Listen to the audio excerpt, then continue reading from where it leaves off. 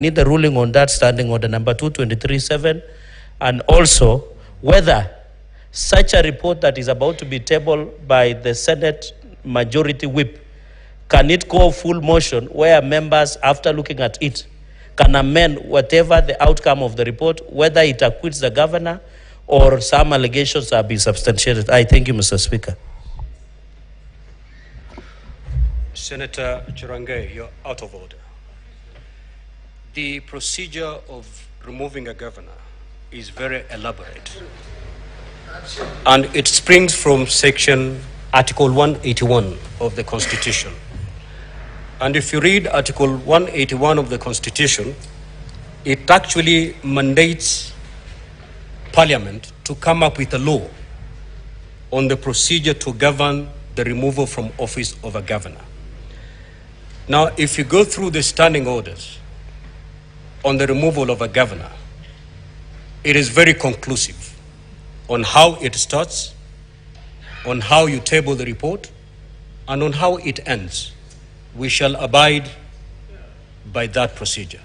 Proceed, Chair, Special Committee.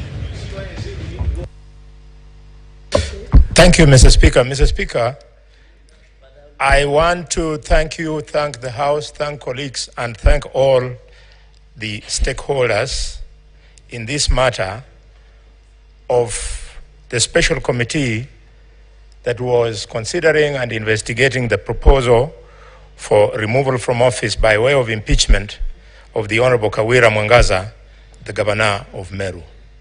Mr. Speaker, the committee considered and investigated and made a decision on Charge 1 being nepotism, illegal appointments, unlawful dismissals, and usurpation of the constitutional and statutory functions of the county organs.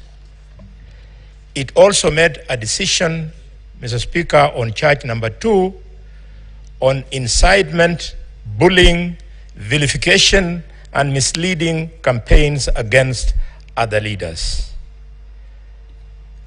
Mr. Speaker, sir, charge number 3 was processed in the same manner, and it was about forceful entry into the assembly precincts and mobilization of unlawful riots against members of the assembly. And charge number 4 was violation of public finance management laws. Charge number 5, finally, Mr. Speaker, was misconduct relating to nomination of county executive committee members. Mr. Speaker, sir, after the consideration and investigations, observations were made, conclusions were made, and by a decision of one after member, all the 11 members agreed and recommended to this House in this report that the charges, Mr. Speaker, none of them was proved or substantiated. I thank you, Mr. Speaker.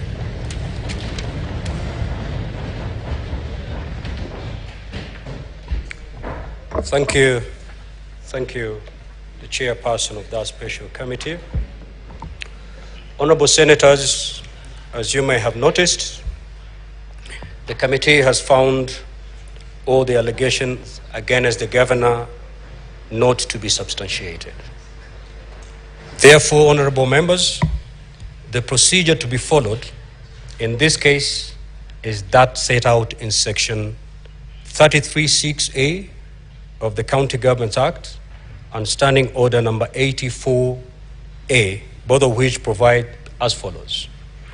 If the special committee reports that the particulars of any allegation against the governor have not been substantiated, further proceedings shall, underline, shall not be taken under this section in respect of that allegation.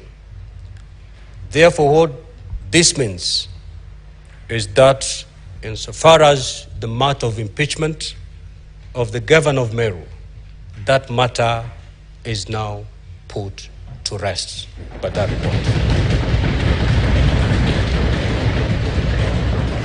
We cannot purport to debate the report. The report, the committee that came up with that report is a creature of this House. By extension, it is the Senate that came up with that report. Having pronounced ourselves through that report, the Senate now stands functus official. You cannot debate your own decision. And therefore, members, that rests the matter of impeachment of the Honorable Governor. However, I'm aware, indeed, we have wise men and women in this chamber who may give us comments and opinions for the future, not for purposes of the impeachment of Governor Kawira Mwangaza. So I will allow those wise men and women to comment, but do not, repeat, do not take your comments to that report, because those comments will not in any way affect the validity or otherwise of that report. Your comments will not even remove or add a comma of that report. We simply want to seek your wisdom going forward. Senators, for those who are willing to make their comments in that regard, I will be calling one after the other, and that exercise shall not be undertaken for more than 1 hour.